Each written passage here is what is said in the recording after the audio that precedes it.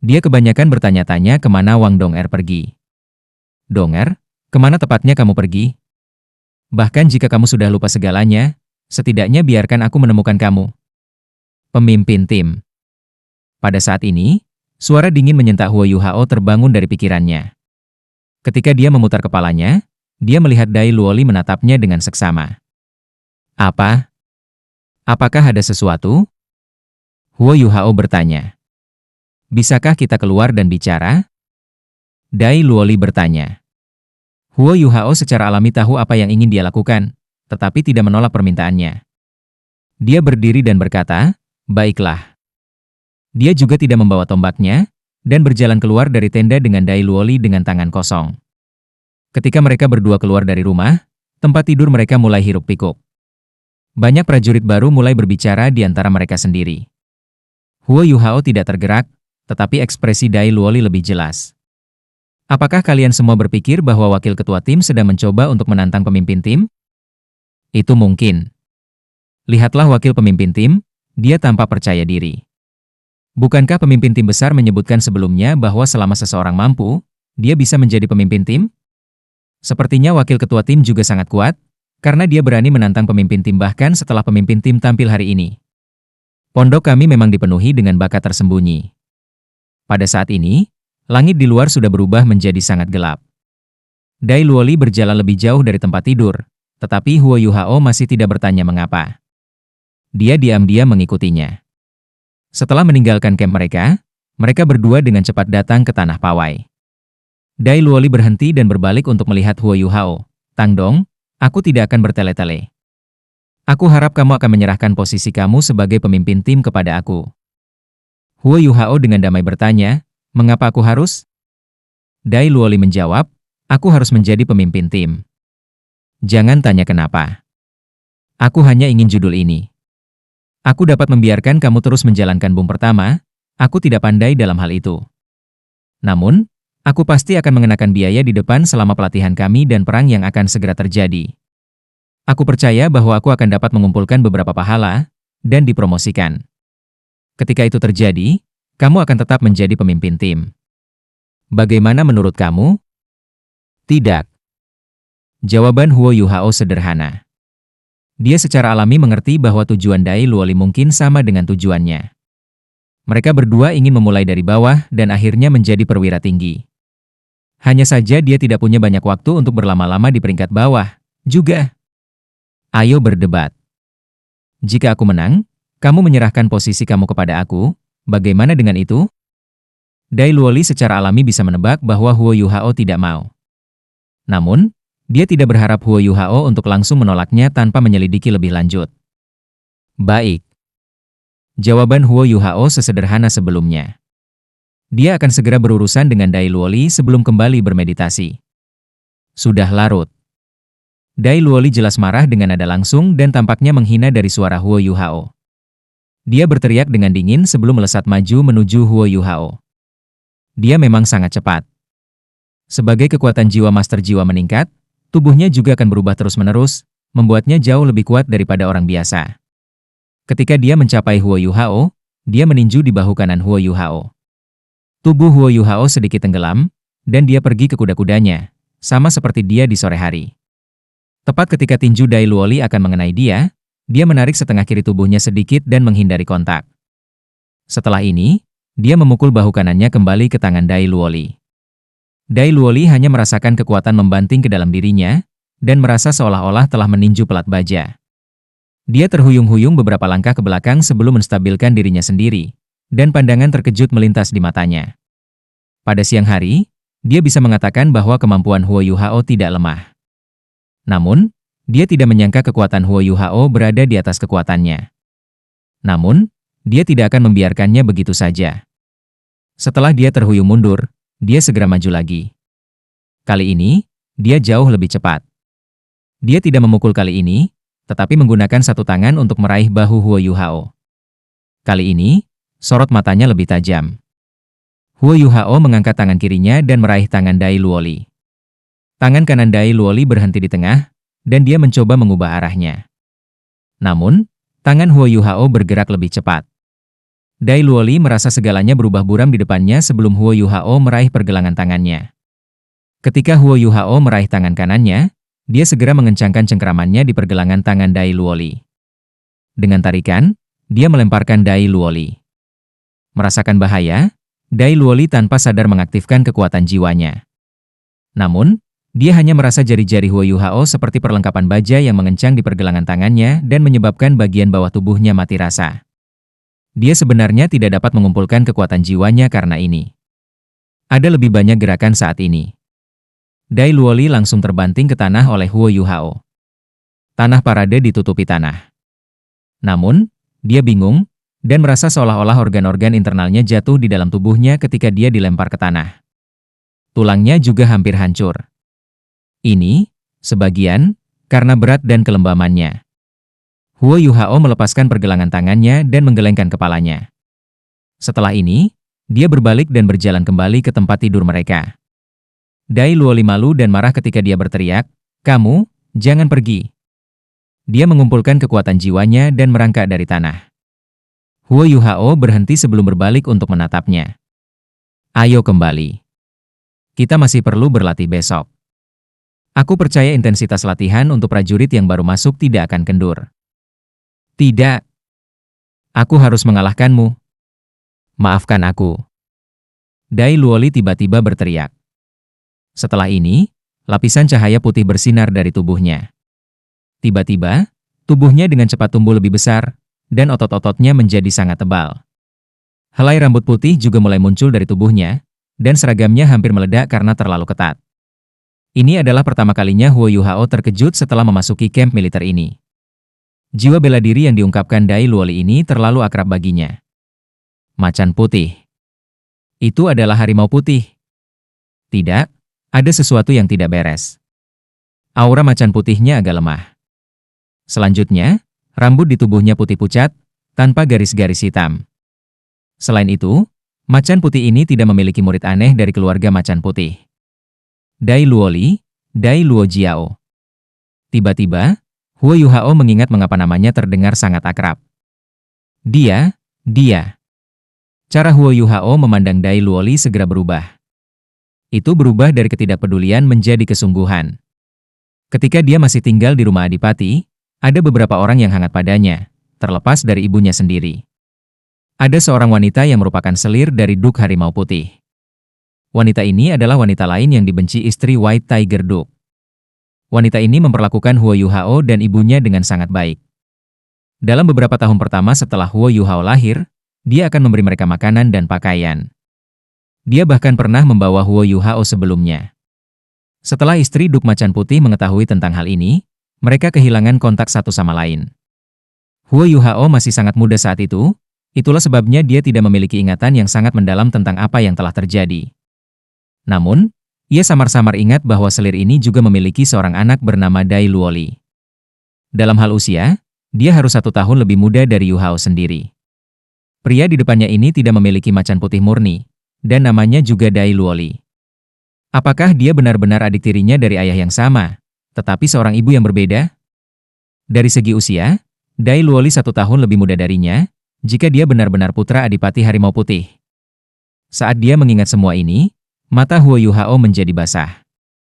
Sementara dia tidak menyukai Dai Yueheng dan Dai Huabin, dia hanya memiliki kasih sayang pada Dai Luoli. Ibu Dai Luoli pernah banyak membantu ibunya sendiri, kalau tidak, dia akan mati.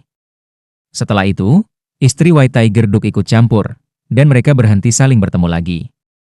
Namun, dia tidak akan pernah melupakan kebaikan yang ditunjukkannya kepadanya dan ibunya. 3 cincin jiwa muncul dari bawah kaki Dai Luoli.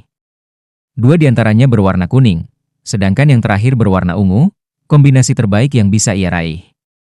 Namun, bakatnya tampak lebih buruk daripada 2 saudara lelakinya yang lain, Dai Yueheng dan Dai Huabin. Huo Yuhao akan berusia 19 tahun segera, yang berarti bahwa Dai Luoli hampir 18 tahun. Dia hanya memiliki 3 cincin jiwa pada usia 18 tahun.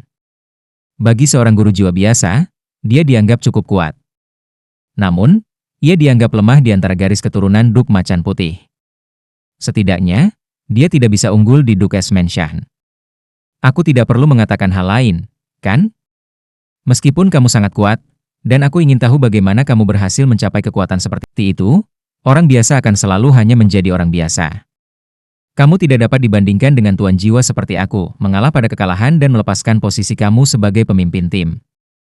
Aku akan membantumu di masa depan, dan aku juga tidak akan merebut otoritasmu. Mari kita kembali dan memberitahu pemimpin tim besar bahwa kita berpindah posisi. Aku juga tidak akan memberitahu yang lain tentang pengaturan ini. Bagaimana menurut kamu?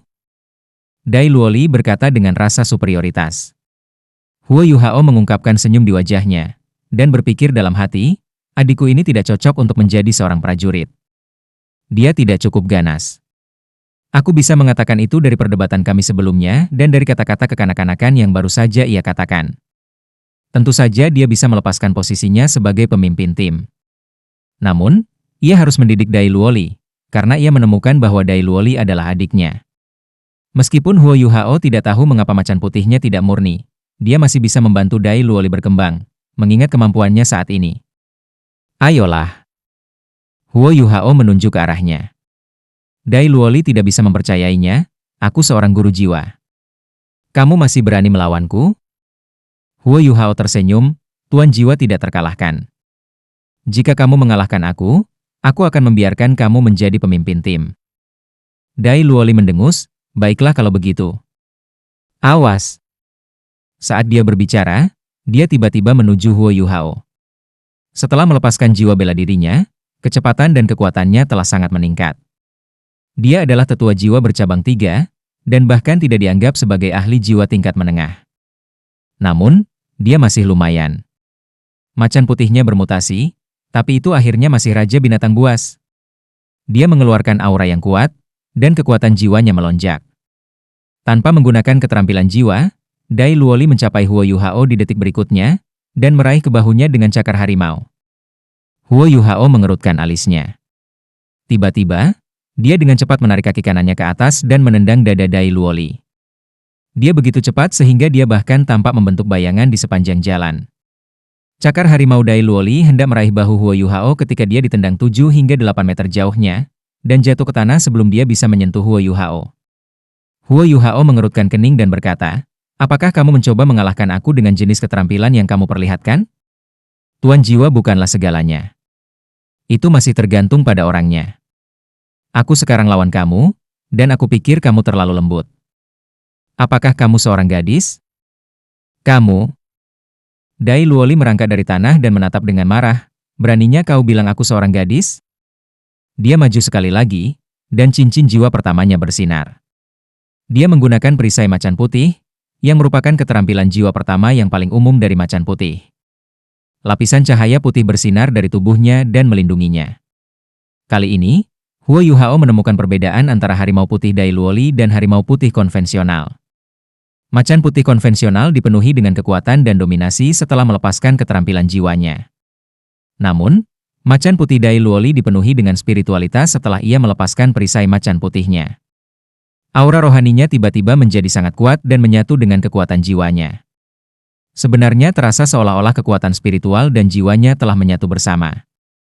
Ini hanya situasi yang terjadi ketika seseorang menggunakan keterampilan bertarung yang diciptakan sendiri. Dai Luoli menyerbu ke arah Huo Yuhao lagi. Entah dia keras kepala atau percaya diri, dia melakukan hal yang sama seperti sebelumnya, menjangkau ke bahu Huo Yuhao. Huo Yuhao menginjak tanah dengan kaki kanannya. Suara teredam bernada rendah bergema, dan Dai Luoli merasakan getaran dari bawah kakinya. Dia terlempar beberapa meter ke udara. Ketika dia naik ke udara, cakarnya secara alami tidak mencapai target mereka. Huo Yuhao maju selangkah dan menekankan tangan kanannya ke dada Dai Luoli. White Tiger Shield dari Dai Luoli mulai bersinar dengan cahaya putih dalam upaya untuk mendorong Huo Yuhao pergi. Namun, sangat disayangkan bahwa dia tidak dapat melakukannya dalam menghadapi kekuatan absolut. Belum lagi bahwa kekuatan jiwanya jauh dari cukup besar. Detik berikutnya, Dai Luoli terbang kembali. Dia tidak jatuh di tanah saat ini, dengan perisai macan putih melindunginya. Sebaliknya, dia terhuyung mundur lebih dari 10 langkah. Kali ini, ekspresi Dai Luoli akhirnya berubah serius. Jika kemampuan bertarung Huo Yuhao hanya luar biasa dan dia telah meremehkan lawannya sebelumnya, maka itu bukan hanya kebetulan saat ini. Lawannya bukanlah master jiwa tetapi telah berhasil memaksanya kembali 2 kali berturut-turut. Kekuatan mengerikan Huo Yuhao tidak bisa diremehkan lagi. Awas! Aku akan serius sekarang. Dai Luoli berteriak. Auranya tiba-tiba berubah, dan rambut putihnya mulai terlihat lebih berkilau. Undulasi spiritual yang dirasakan Huo Yuhao sebelumnya juga menjadi lebih kuat. Dai Luoli melompat maju lagi saat sosoknya melintas. Namun, dia tiba-tiba mengubah arah di udara saat ini dan mendarat di tempat diagonal 3 meter ke kiri Huo Yuhao. Dia langsung melompat maju lagi, dan kecepatannya melonjak. Dia berubah menjadi proyeksi dan segera meraih di belakang Huo Yuhao. Dengan cekatan ia meraih bahu Huo Yuhao dengan satu cakar sementara ia meraih pinggang Huo Yuhao dengan cakar lainnya. Apakah itu dalam hal kecepatan, kekuatan atau teknik? Dia menggunakannya dengan sangat baik saat ini. Huo Yuhao sedikit tersenyum. Setidaknya orang ini memiliki beberapa keterampilan. Dia tidak berbalik. Dia melambaikan tangannya kembali pada saat yang sama untuk memblokir cakar Dai Luoli dan meraihnya. Dai Luoli tertegun, dan berpikir dalam hati, apakah kamu benar-benar orang biasa tanpa jiwa bela diri yang dapat melawan aku dalam hal kekuatan bahkan setelah aku melepaskan jiwa bela diri aku? Dia tidak menarik cakarnya. Sebaliknya, ia mengerahkan kekuatannya dan berusaha menyeret Huo Yuhao ke bawah. Huo Yuhao tidak bergerak 1 inci pun. Dai Luoli melihat tangan Huo Yuhao memutih sepenuhnya sebelum kekuatan besar melaju ke arahnya. Tiba-tiba, dia terlempar dari belakang Huo Yuhao, kembali ke depan, dan terbang di udara selama beberapa detik. Dai Luoli tidak jatuh seperti 2 kali terakhir. Saat dia meraung, cincin jiwa ketiganya bersinar, dan tubuhnya tumbuh lebih besar. Itu adalah transformasi Vajra Harimau Putih. Sosoknya membesar sekali lagi, dan seragam yang dikenakannya terbuka. Rambut di tubuhnya sekarang ditutupi dengan lapisan emas. Dia mengulurkan cakarnya dan meraih ke arah tangan Huo Yuhao. Keras. Ini adalah satu-satunya perasaan yang dimiliki Dai Luoli. Dia sudah menggunakan transformasi Vajra Macan Putih miliknya, tetapi telapak tangan lawannya tampaknya bahkan lebih keras daripada cakarnya. Ini di luar pemahamannya. Bagaimana ini mungkin? Apakah ini tangan manusia? Saat Dai Luoli berusaha mengatasi keterkejutannya, Huo Yuhao menarik tangan kanannya kembali sebelum mendorongnya ke depan dengan keras. Dai Luoli terlempar kembali sekali lagi. Kekuatannya lebih besar dari transformasi Vajra Macan Putih aku. Apakah dia masih manusia? Setelah Dai Luoli mendarat di tanah, dia tidak buru-buru menyerang Huo Yuhao. Dia hanya menatapnya dengan saksama dan mencoba mengukurnya.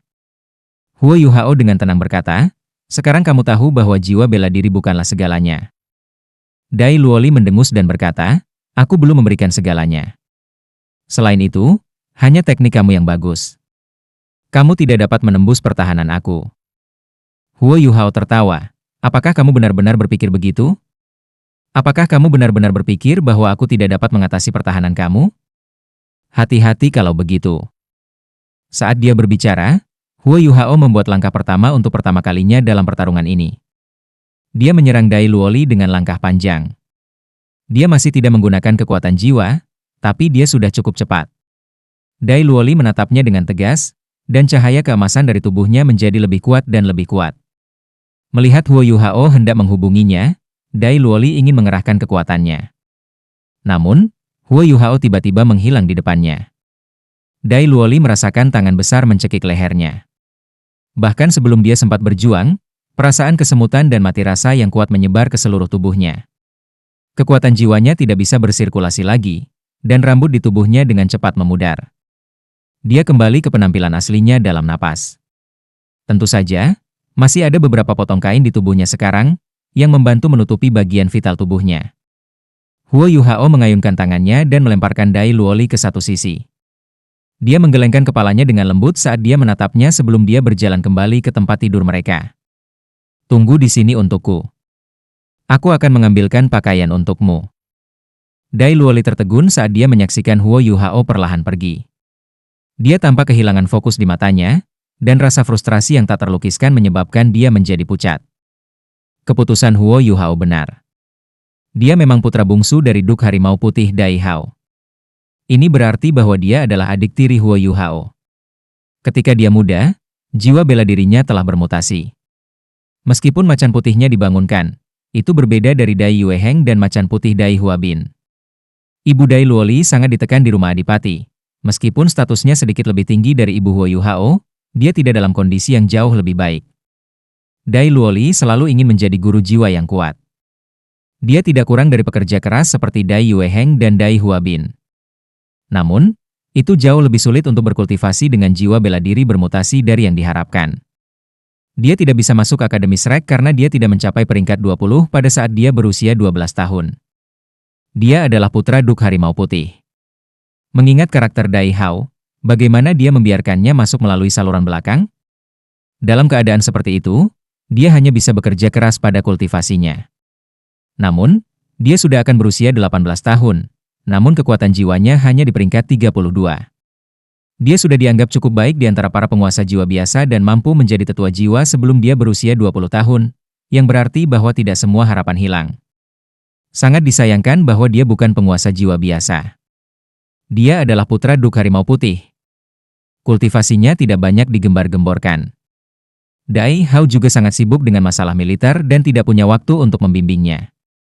Untuk mencari terobosan dan menjadi sekuat ayahnya, Dai Luoli diam-diam meninggalkan rumahnya dan bergabung dengan militer.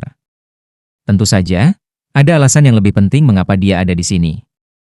Dai Luoli hanya merasa seolah semua harapannya telah padam saat dia duduk di sana dengan linglung di tanah.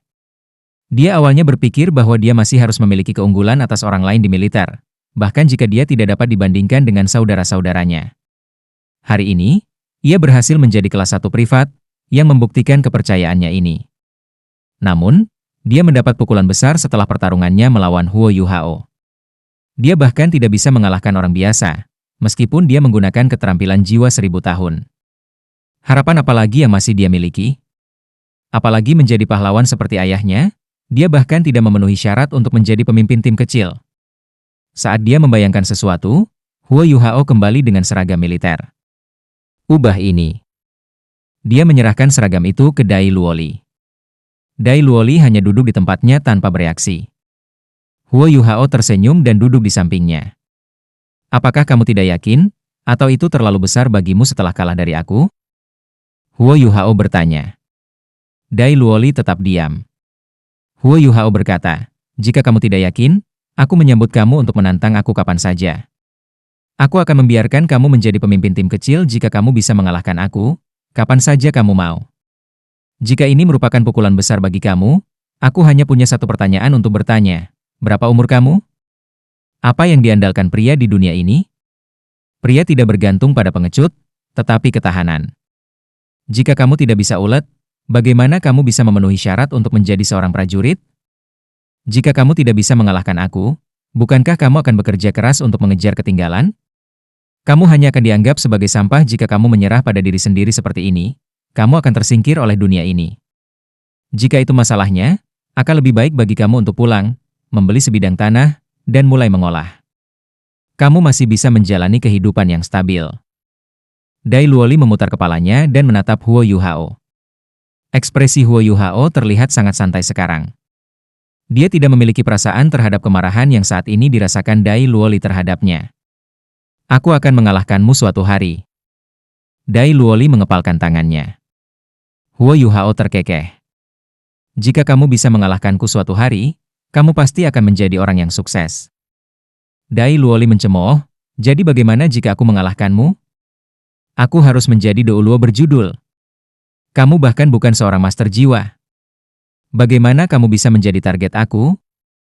Huo Yuhao berkata, jangan terlalu ambisius. Kalahkan aku dulu. Ketika dia berbicara, dia melewati seragam yang dia pegang lagi. Dai Luoli mengambil seragam itu kali ini dan dengan cepat berpakaian. Setelah itu, dia melompat. Aku terganggu hari ini. Aku akan menantang kamu lagi besok. Setelah selesai berbicara, dia mulai berjalan kembali ke perkemahan mereka. Huo Yuhao berkata ke punggungnya, tidak apa-apa jika kamu ingin menantangku. Namun, kamu sebaiknya menyiapkan pakaian untuk besok. Setiap orang hanya memiliki 2 seragam. Dai Luoli menjadi kaku sejenak, sebelum dia mempercepat langkahnya kembali. Ketika Huo Yuhao kembali ke tempat tidur mereka, sebagian besar tentara sudah tidur karena mereka lelah. Namun, ada juga yang masih terjaga. Wang Xiaodian adalah salah satunya. Ketika Huo Yuhao kembali, Wang Xiaodian diam-diam merangkak ke arahnya dan berbisik, "Bos, apa yang terjadi? Apakah wakil ketua tim menantang kamu?" Huo Yuhao mengangguk. Wang Xiaodian terkekeh dan berkata, "Aku tahu kamu menang." Huo Yuhao tertawa ketika dia bertanya, "Bagaimana bisa begitu?" Wang Xiaodian menjawab, wakil ketua tim mengenakan ekspresi suram saat dia kembali. Setelah itu, dia menutupi dirinya dengan selimutnya dan hanya duduk di tempat tidurnya. "Aku tidak tahu apa yang dia lakukan." Huo Yuhao menjawab, "Baiklah. Kamu harus pergi dan tidur. Pelatihan besok tidak akan mudah. Kamu masih punya waktu untuk terlibat dalam gosip?" "Ya, aku akan pergi dan segera tidur. Bos, aku akan mengikutimu di masa depan." Wang Xiaodian dengan cepat menyelinap kembali ke tempat tidurnya untuk tidur. Huo Yuhao juga berbaring di tempat tidurnya, tetapi dia tidak segera memasuki meditasi mendalam. Sebaliknya, dia berpikir bagaimana dia bisa membantu Dai Luoli meningkatkan kemampuannya. Malam terus berjalan tanpa suara. Keesokan paginya, suara klakson terdengar untuk mengumpulkan semua orang saat fajar menyingsing langit. Huo Yuhao adalah yang pertama melompat dari tempat tidur, dan dia membangunkan semua rekrutan baru dari tempat tidur pertama. Semua rekrutan merengek ketika mereka bangun, tetapi dengan cepat mengenakan seragam mereka sebelum kehabisan. Dai Luoli mengikuti. Dia menutupi dirinya dengan selimutnya pada malam sebelumnya, dan sedang dalam meditasi mendalam. Di pagi hari, dia tampak sangat energik, terlepas dari kenyataan bahwa dia tampak agak pucat.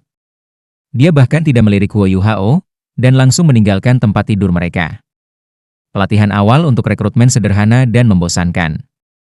Itu berjalan atau latihan. Pada sore hari, ada seseorang dari Departemen Hukum Militer yang datang untuk berbicara dengan mereka tentang hukum militer. Rekrutan kelelahan setelah seharian ini. Setelah makan malam, bahkan Wang Xiaodian yang energik segera tertidur. Pengecualian adalah Huo Yuhao dan Dai Luoli. Setelah makan malam, Huo Yuhao menunjuk ke arah Dai Luoli ketika langit berubah menjadi sangat gelap, dan sebelum Dai Luoli bisa mengeluarkan tantangan. Dia tersenyum dan berkata, "Ayo pergi. Aku akan memberi kamu kesempatan lagi hari ini. Ayo pergi." Dai Luoli segera melompat. Sebagai seorang guru jiwa, pelatihan rekrutmen tidak terlalu melelahkan baginya. Mereka berdua meninggalkan camp dan pergi ke tanah pawai sekali lagi. Untuk mencegah deteksi, Huo Yuhao menyeret Dai Luoli ke sudut lapangan pawai. "Ayolah." Huo Yuhao menunjuk ke arah Dai Luoli. Dai Luoli merenungkan pengalaman pahitnya kemarin saat dia melanjutkan latihannya di siang hari. Dia memikirkannya sepanjang hari. Dia percaya bahwa dia telah kalah dari Huo Yuhao karena dia ceroboh. Dia tidak akan mengulangi kesalahan yang sama 2 kali. Inilah sebabnya dia sangat berhati-hati hari ini. Menurutnya, dia tidak akan kalah dari Huo Yuhao jika dia lebih berhati-hati. Namun, apakah ini benar-benar masalahnya? Huo Yuhao tidak memiliki niat memulai serangan, dan dengan demikian Dai Luoli harus menjadi yang proaktif. Setelah mengamati dengan seksama, dia merasa bahwa Huo Yuhao memiliki banyak kekurangan. Cincin jiwa keduanya bersinar, dan seberkas cahaya putih keluar dari mulutnya menuju Huo Yuhao. Itu adalah Wave Light Fierce White Tiger miliknya. Ketika Fierce Light Wave White Tiger miliknya ditembakkan, ia mengambil bentuk lingkaran cahaya dan menyebar. Dalam hal kekuatan ofensif, Fierce Light Wave-nya secara alami lebih lemah dari Dai Yueheng atau Fierce Light Wave Dai Huabin. Namun, gelombang cahaya sengitnya mencakup area yang lebih besar, dan bahkan membawa serangan tipe spiritual dengannya.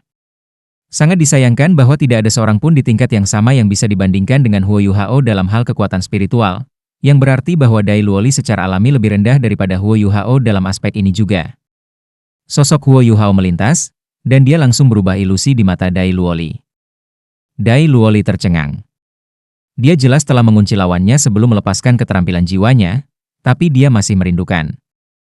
Huo Yuhao segera muncul kembali di depannya. Saat Yuhao berjongkok, cakar harimau Dai Luoli menjulur, dan dia mencakar ke arah dada Huo Yuhao. Huo Yuhao berhenti menyerbu ke depan dan mengangkat kaki kanannya. Seketika, dia menendang kedua pergelangan tangan Dai Luoli. Saat tangan Dai Luoli mati rasa, Huo Yuhao menendang lagi, dan Dai Luoli terlempar ke udara sebelum dia jatuh ke tanah 5 meter jauhnya. Dai Luoli dapat menerima pemukulan setelah melepaskan macan putihnya, dan dia telah memikirkan bagaimana dia bisa menangani Huo Yuhao sepanjang hari. Adapun Huo Yuhao, dia memikirkan cara tercepat untuk membuat adiknya lebih kuat. Setelah merenung selama beberapa waktu, ia berpikir bahwa metode terbaik adalah menyalin sosok emas kebiru-biruan yang ia hadapi di Inyang Love Quarrying Valley. Bunuh dia. Dia akan memberi Dai Luoli pukulan yang bagus. Hanya setelah meronta-ronta, Dai Luoli akan mengingat pelajaran ini seumur hidup. Jika dia ingat pelajaran ini seumur hidup, kemampuannya secara alami akan meningkat. Sebagai hasilnya, rencana Huo Yuhao adalah melakukan pelatihan individu dengan Dai Luoli setiap malam selama periode pelatihan rekrutmen ini. Tragedi Dai Luoli dimulai saat Huo Yuhao mengenalinya. Pada awalnya, dia tidak percaya bahwa dia tidak bisa mengalahkan orang biasa sebagai guru jiwa. Namun, seiring berjalannya waktu, Huo Yuhao selalu bisa mengalahkannya menggunakan kekuatan dan kecepatannya tidak peduli metode apapun yang digunakannya. Huo Yuhao tahu batas kemampuannya. Dia memukul Dai Luoli tanpa menyebabkan luka nyata. Kehidupan rekrutmen jelas dan melelahkan, atau setidaknya ini adalah kasus bagi sebagian besar rekrut. Sebagian besar rekrutan kelelahan karena pelatihan intensitas tinggi yang mereka alami.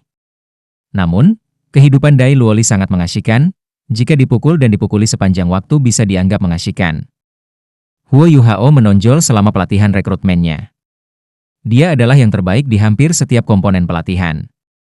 Orang-orang yang direkrut di Bung pertama perlahan-lahan dimenangkan olehnya karena kemampuannya dan sesekali bantuan kekuatan spiritualnya.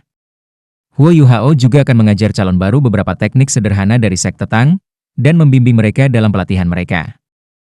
Reputasinya di Bung pertama perlahan-lahan meningkat. Di bawah kepemimpinannya, Bung pertama, atau lebih tepatnya tim kecil pertama, melakukan yang terbaik di antara semua tim kecil.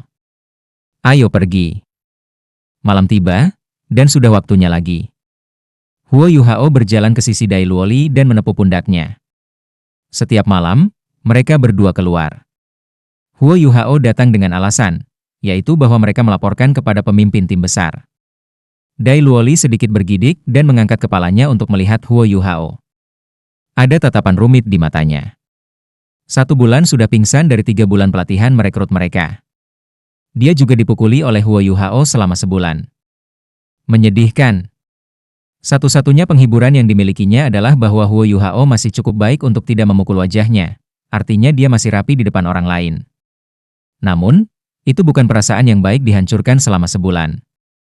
Setiap kali Dai Luoli melihat senyum ramah di wajah Huo Yuhao, dia tidak bisa menahan diri untuk tidak menggigil.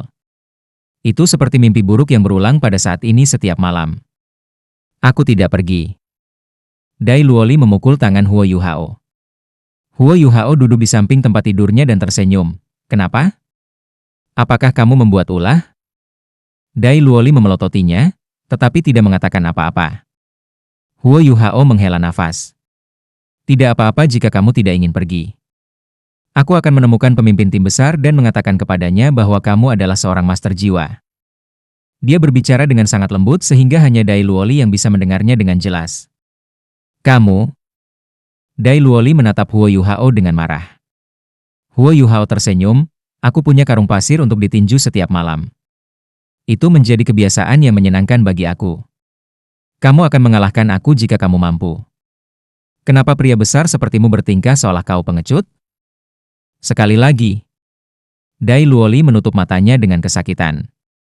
Ini bukan pertama kalinya dia menolak Huo Yuhao. Namun, Huo Yuhao akan mengancamnya dengan kerentanannya setiap saat. Meskipun dia tahu bahwa dia seharusnya tidak ditipu, identitasnya sebagai guru jiwa adalah pedang bermata dua. Jika dia tidak bisa mengalahkan orang biasa, seperti Huo Yuhao, bagaimana dia bisa memberitahu siapapun bahwa dia adalah seorang guru jiwa? Ayo pergi. Dai Luoli tiba-tiba berdiri, geram ketika dia berjalan keluar dari rumah susu mereka. Huo Yuhao tersenyum saat dia mengikutinya. Dia bahkan mengambil inisiatif untuk meraih bahu Dai Luoli dan menyeretnya ke arah parade. Setelah beberapa langkah, Huo Yuhao mengangkat kepalanya sedikit dan mengungkapkan senyum di wajahnya. Memang, mereka saling kenal. Dengan menggunakan kekuatan rohaninya, dia menyaksikan di mana mereka berjalan. Huo Yuhao membawa Dai Luoli ke tempat lama yang sama, sudut terpencil dari lapangan parade. Dai Luoli berjuang dan mendorong tangan Huo Yuhao menjauh. Bahkan sebelum mengatakan apapun, dia menendang ke arah kepala Huo Yuhao. Dia membenci Huo Yuhao. Huo Yuhao tidak hanya memukulinya setiap hari, tetapi dia bahkan akan menggunakan kata-kata untuk membuatnya gelisah. Huo Yuhao melambaikan tangan kanannya dan memblokir kaki Dai Luoli. Kaki kanannya menendang sangat cepat dan halus, berhasil mengenai pergelangan kaki-kaki pendukung Dai Luoli. Dai Luoli kehilangan keseimbangan dan jatuh ke belakang. Namun, ia melepaskan macan putih saat ia jatuh kembali, menopang dirinya dengan tangan kanannya sebelum menopang dirinya kembali. Setelah ini, ia menembakkan Fierce Light Wave White Tiger-nya ke Huo Yuhao. Huo Yuhao sudah bisa menebak apa yang dia coba lakukan. Saat Dai Luoli melepaskan Fierce Light Wave-nya, Huo Yuhao menghilang dan entah bagaimana tiba di sisi Dai Luoli. Dia memotong dengan kaki kanannya, mengarah ke dada Dai Luoli. Dai Luoli meraung, dan cincin jiwa ketiganya dilepaskan sebelum dia bahkan selesai menggunakan Fierce Light Wave miliknya. Tubuhnya membesar, dan cakarnya saling bersilangan saat menebas kaki kanan Huo Yuhao. Cakarnya sangat tajam, dan jelas bahwa dia ingin merobek kaki kanan Huo Yuhao berkeping-keping. Ah, seruan lembut terdengar dari jauh.